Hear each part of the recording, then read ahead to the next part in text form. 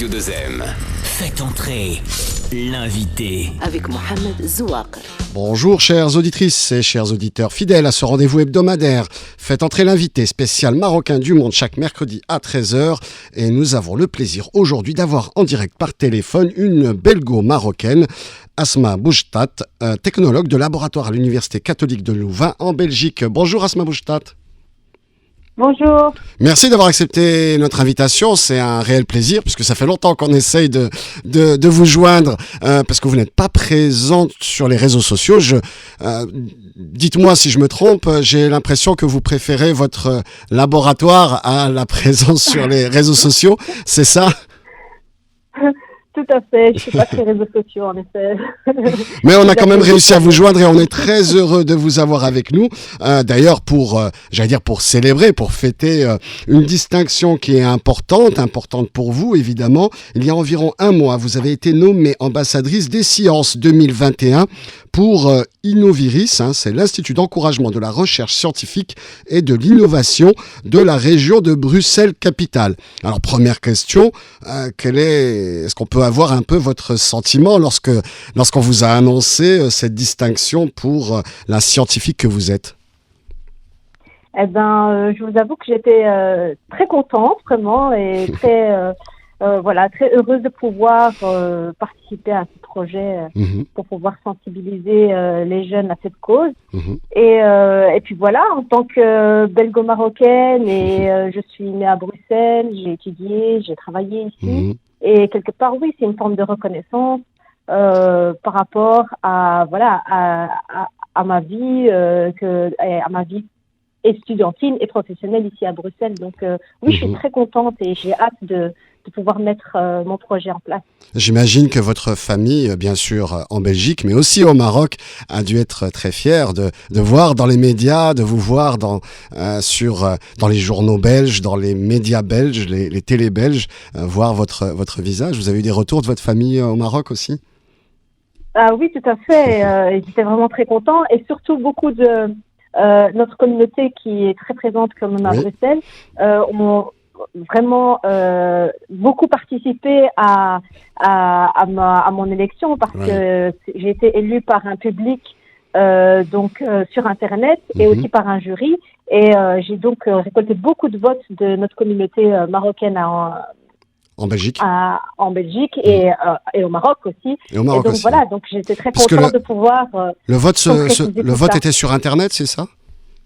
Le vote se faisait sur Internet, donc on devait avoir des likes et il y avait un jury qui était censé élire la personne qui méritait le plus le prix. Donc un premier niveau qui est en fait le grand public et puis ensuite un deuxième niveau qui est un jury bien évidemment sélectionné au cordon qui devait désigner l'ambassadrice ou l'ambassadeur, enfin l'ambassadrice pour l'occasion. Alors justement, ambassadrice, vous êtes une femme, expliquez-nous un petit peu qu'est-ce que le Women Award in Technology and Science, le WATS.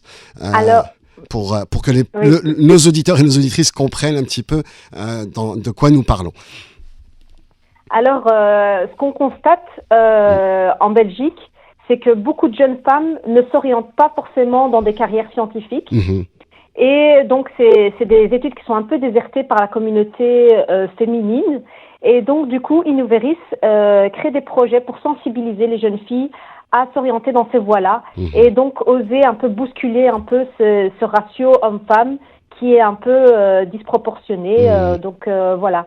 Et via des campagnes de sensibilisation comme celle-ci où donc on va à la rencontre de ces jeunes-là et on essaye de les attirer vers ces filières scientifiques très intéressantes. Parce qu'aujourd'hui, en Belgique, la présence des femmes dans la recherche, dans les filières scientifiques, est encore sous-représentée par rapport à la parité qu'on peut voir dans la démographie en Belgique.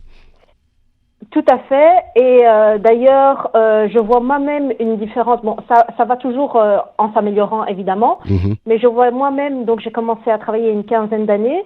Et je vois déjà qu'il y a 15 ans déjà, j'étais quand même un peu étonnée parce que c'est vrai qu'il y avait beaucoup d'hommes en fait dans ce domaine et on voit un peu le paysage changer au fur et à mesure des années. mais pas encore assez. Donc, il faut toujours continuer à les motiver, Oui. ces jeunes filles. D'ailleurs, vous avez donné une déclaration à la RTBF, radio-télévision belge francophone, qui a dû faire sourire de nombreuses femmes et probablement aussi des hommes. Alors, je vous cite. On pense souvent à un homme avec des cheveux blancs et des lunettes derrière son microscope et surdiplômé. Moi, je n'ai pas fait de longues études universitaires, je sors d'une haute école.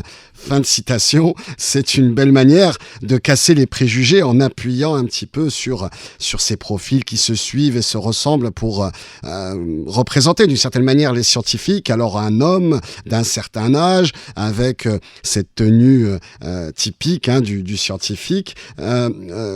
Vous êtes une femme jeune, au parcours académique peut-être un petit peu plus atypique, et vous êtes aussi belgo-marocaine. Ça fait beaucoup finalement de caractéristiques, on va dire, qui est issue de catégories de la population belge sous-représentée, probablement dans les sphères scientifiques, mais aussi de direction et d'autres, et les sphères politiques peut-être aussi. Quel est votre commentaire là-dessus ? D'ailleurs, justement, j'ai pas oublié, je veux dire, mes sentiments, mes impressions avant de m'orienter dans une filière scientifique. C'est que quand on est jeune, on n'a pas forcément confiance en nous. Oui. On n'a pas confiance en nos capacités pour entamer des études qui ont l'air difficiles ou qui sont des fois difficiles. Mm-hmm. Et donc, quand on voit, par exemple, quelqu'un qui va venir avec un post-doctorat et 15 ans d'unif derrière lui, qui vient expliquer son travail, on n'arrive pas à se projeter dans l'avenir. Mmh. Parce que, je veux dire, quelque part, il nous renvoie un peu à nos propres peurs. Et on se dit, c'est quasi impossible. C'est des personnes un peu atypiques que l'on voit qui font des choses exceptionnelles. Alors que pas forcément. Je veux dire, j'ai travaillé, donc j'ai étudié dans une haute école et je travaille dans un laboratoire de recherche et je mets ma pierre à l'édifice et on avance très bien grâce à des personnes aussi qui ont fait des études peut-être un peu moins poussées, mais qui sont tout aussi intéressantes. Et tout aussi compétentes. Donc c'est ça que je voulais... oui, tout à fait. Et effectivement, les minorités qui, parfois, peut-être peuvent être découragées, les minorités ethniques, issues de l'immigration, qui peuvent peut-être... manquer d'exemples autour d'eux, dans leur famille, dans leur quartier, et donc peut-être n'arrivent pas à se projeter dans ce futur-là, dans cet avenir-là. Vous insistez beaucoup aussi auprès des classes populaires, des enfants des quartiers, des jeunes des quartiers, pour qu'ils suivent peut-être pas forcément votre exemple, mais aussi les exemples de beaucoup d'autres qui ont réussi dans la recherche scientifique. Bien évidemment. D'ailleurs, pour mon projet, j'espère pouvoir mettre en place donc un projet de sensibilisation, donc des ateliers où on va à la rencontre de ces jeunes-là, où on fait des choses un peu, à travers des jeux, des questionnaires, des quiz, etc. Mais je pense pouvoir cibler les écoles dans des quartiers un peu discriminés où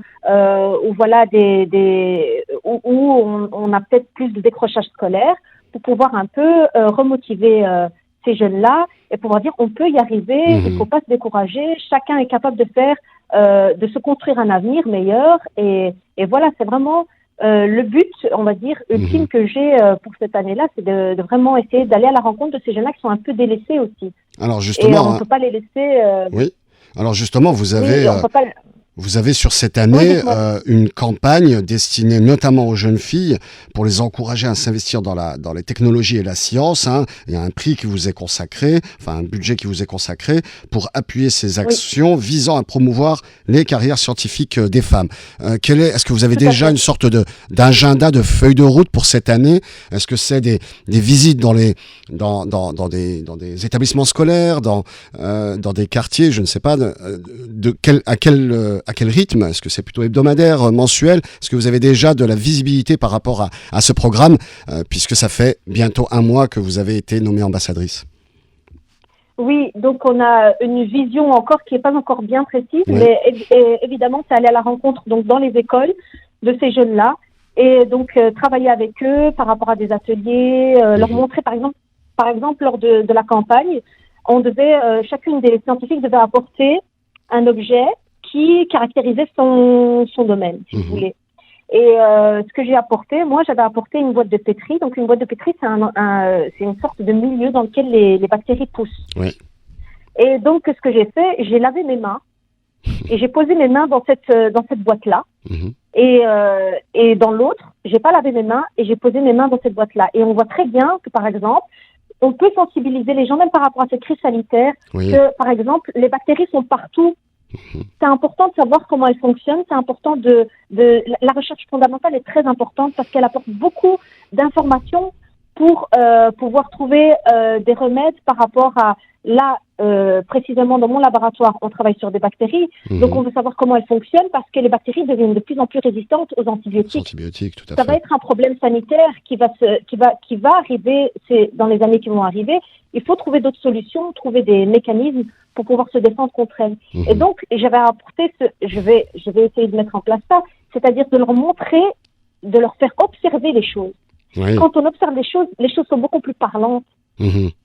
Là, donc, qu'en se lavant pas les mains, les bactéries, elles sont là, on se rend compte un peu, ah oui, elles sont minuscules, elles sont microscopiques, on s'en rend pas compte, mais elles sont vraiment présentes dans notre environnement. Et partout, quoi. Ces bactéries sont sur nos mains et on se touche et on s'en est rendu compte un peu plus, de manière un peu plus forte pendant cette épidémie. On se touche le visage, le nez, les yeux, la bouche, on met le doigt dans la bouche et effectivement, c'est un danger sanitaire et on ne s'en rend pas forcément compte puisqu'on estime que ce sont nos mains, notre corps et donc on est moins craintif par rapport aux infections possibles, alors que très souvent, c'est ainsi qu'on attrape certaines maladies. Oui, exactement. Mais après, on ne peut pas nous en vouloir parce qu'on ne les voit pas. Oui. On est, je veux dire, quand on a un danger en face de nous, qu'on le voit les yeux dans les yeux, on peut se rendre compte à ce moment-là, dire ah oui, je vais pas traverser au rouge, il y a des voitures. Oui. Mais là, les bactéries, on les voit pas, elles sont présentes partout, et donc du coup, il faut absolument connaître son ennemi pour mieux se défendre contre lui. Donc voilà, et dans mon laboratoire, c'est vraiment ça qu'on essaye de faire, c'est essayer de trouver, comment elle fonctionne, comment elle communique, etc., pour essayer de trouver des failles dans leur communication, des failles dans leurs moyens de défense, pour pouvoir faire des antibiotiques dans les années qui vont venir. Et donc, vous avez, il y a deux niveaux. Il y a bien évidemment le niveau scientifique qui est l'objet de vos recherches sur les bactéries et leur fonctionnement. Donc, dans votre laboratoire de microbiologie, mais aussi ce côté pédagogique pour essayer finalement de vulgariser la science, parce qu'on imagine que la science c'est quelque chose de très compliqué, qu'il faut, comme vous le disiez, avoir des cheveux gris ou blancs et avoir des lunettes et un microscope à portée de main, alors qu'en réalité, il y a énormément de manières de pratiquer aussi la science, ou en tout cas de sensibiliser à la science, notamment les populations les plus jeunes. Vous estimez qu'on ne fait pas assez de pédagogie, qu'on ne simplifie pas assez pour ces populations, pour les plus jeunes, et pour peut-être créer des vocations dans le domaine de la science, de la médecine, de la recherche? Tout à fait. En fait, je trouve que les jeunes n'ont pas un visage, sans aucune prétention aucune, mais je veux dire, ils ne se reconnaissent pas face aux experts qu'on voit à la télé. Donc du coup, même par rapport aux mesures sanitaires, aux barrières, aux gestes barrières, etc., par rapport à la crise du Covid-19, les gens n'adhèrent pas parce que voilà, pour eux, des experts, c'est des gens qui sont dans leur monde, ils sont dans une autre sphère, donc le canal a du mal à s'aligner entre les deux. Entre les deux mondes. Donc, j'ai envie juste de montrer que, oui, les scientifiques, il y a des gens qui sont vraiment géniaux et qui font des choses extraordinaires et qui ont 1 milliard de qualifications, mais il y a d'autres, avant d'arriver à cette étape-là, je veux dire, par exemple, le simple exemple que j'avais dit quand je parlais au jury, j'ai dit, les technologues de laboratoire, on a fait des études supérieure en haute école, mais sans les technologues de laboratoire, on ne serait pas sorti de cette crise sanitaire. Pourquoi ? Parce que ce sont les technologues de laboratoire qui élaborent les vaccins. Oui, alors expliquez-nous justement votre rôle clairement dans le laboratoire en tant que technologue. Vous êtes technologue.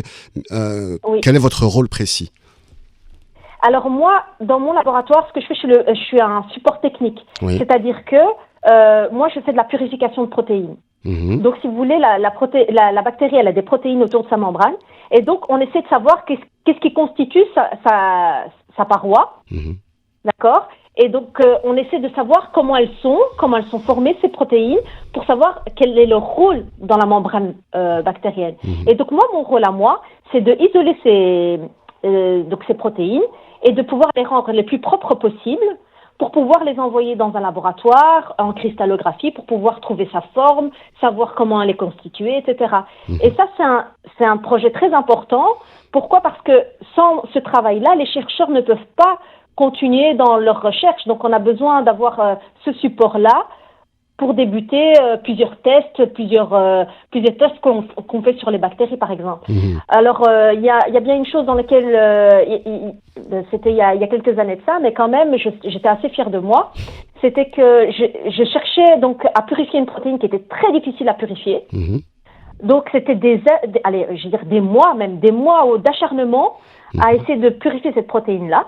Et il n'y avait rien qui fonctionnait. Et c'était vraiment très important parce que c'était, une protéine dont on avait besoin pour pouvoir avancer dans la recherche.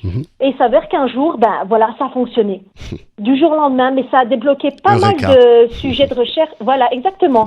On se rend compte que des fois, la frustration, le jour où ça arrive, on est super content, quoi. Donc, on est vraiment très fiers et puis on est content de pouvoir ramener un truc positif pour l'équipe du laboratoire. Oui, bien sûr. Alors, comment vous êtes né à Bruxelles, vous l'avez dit, mais comment vous est venue cette passion pour la recherche scientifique, pour la science ? Est-ce que c'est quelque chose qui est venu très tôt dans votre jeunesse, ou bien c'est par la suite, avec la réussite dans vos études, que vous vous êtes dit pourquoi pas la science, c'est quelque chose que finalement où je suis performante? Alors non, je me voyais pas du tout dans la science quand j'étais jeune, mais c'est vraiment la rencontre avec un prof de biologie en secondaire, donc je devais avoir 15-16 ans. Je devais avoir 15-16 ans et en fait il donnait des cours de biologie, mais c'était vraiment des cours superbement donné. Il avait une pédagogie très... c'était un spectacle en fait. Il nous montrait des choses, des phénomènes qu'on observe avec nos yeux, mais on ne s'en rend même pas compte. Par exemple, juste, je ne sais pas moi, comment une feuille fonctionne, comment un arbre fonctionne, etc. Et puis je me suis dit, c'est merveilleux. C'est vraiment... en fait, on est entouré à chaque fois de petits miracles. Et c'est vraiment ça qui m'a donné envie. Oui, exact. Mais on ne s'en rend pas compte. Parce que, évidemment, nous, on voit le truc dans son entièreté, mais il y a plein de mécanismes complexes derrière, et c'est ça qui m'a donné envie de comprendre. Je me dis, ce petit miracle, j'avais envie d'en savoir plus. Et c'est vraiment grâce à lui, grâce à sa manière de donner cours, je me suis dit, pourquoi pas. Et puis, j'ai pas du tout regretté, parce que c'est vraiment des études super intéressantes. Eh bien, c'est effectivement, et vous êtes un petit peu comme ce prof de secondaire, de biologie, votre rôle maintenant, et à vous entendre, vous l'accomplissez de manière magnifique, c'est justement de donner envie, de faire rêver les plus jeunes pour qu'ils puissent s'orienter peut-être dans des métiers de la science. Et effectivement, avec la crise de la Covid-19, on a besoin de ces futurs scientifiques pour accomplir les recherches. Merci beaucoup, Asma Boujtat. Je rappelle, je vous en prie, merci à vous. Merci beaucoup. Je rappelle, vous êtes donc la nouvelle ambassadrice des sciences 2021 en Belgique, et vous êtes technologue de laboratoire à l'Université catholique de Louvain. Merci beaucoup d'avoir participé à cette émission, et puis j'espère que on aura l'occasion de vous suivre pendant cette année 2021 dans vos pérégrinations dans les écoles, les établissements scolaires autour de la science et de la vulgarisation de la science. Et puis tout de suite, la suite de vos programmes. On va se quitter en musique. Et moi, je vous donne rendez-vous la semaine prochaine pour un nouveau Faites entrer l'invité spécial MRE. Merci. Vivre avec vous.